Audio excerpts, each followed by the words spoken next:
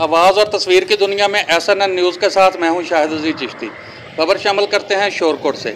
यहां municipal committee Shorkot ने ईद अल अजहा के मौके पर शहर भर से सफाई के जानवरों की आलाइशों को उठाने के लिए शहर को 3 सेक्टर्स में तकसीम किया है और तमाम शहर में घर घर जाकर म्यूनसिपल कमेटी शोरकोट के अमला ने आलाइशों के लिए शापर तकसीम किए ताकि शहर में गंदगी ना फैल सके। हमारे नुमाइंदे चौधरी जहांजेब अजीज़ की रिपोर्ट के मुताबिक ईद अल अजहा के दिनों में म्यूनसिपल कमेटी शोरकोट के अमला की छुट्टियां मनसूख कर दी गई हैं और ईद के तीनों दिनों में म्यूनसिपल कमेटी शोरकोट का अमला और अफसरान अवाम की खिदमत के लिए ड्यूटी पर मौजूद रहेंगे। इस सारे अमल की निगरानी सैयद महमूद अल हसन शाह और मोहम्मद सगीर SDO करेंगे। अवाम से कहा गया है कि वो अमला सफाई से तावन करें। SDO मोहम्मद सगीर ने मीडिया से गुफ्तगू करते हुए क्या कहा, देखते हैं इस रिपोर्ट में। बिस्मिल्लाहिर्रहमानिर्रहीम।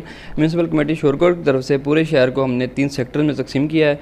हर सेक्टर में एक इंचार्ज और उसके नीचे सफाई वाला अमला मौजूद है और हमने पूरे शहर में शॉपर तकसीम किए हैं। घर घर जाकर लोगों को शॉपर दिए हैं ताकि हम आलाइशों को बर वक्त ठिकाने लगा सकें। और इसके लिए कि हमने शहर से बाहर एक गड्ढा खोदा है, उसमें आलाइशें हम दफन करेंगे हमारा अमला, और उसमें हम प्रॉपर मिट्टी डालकर उसको डंप करेंगे।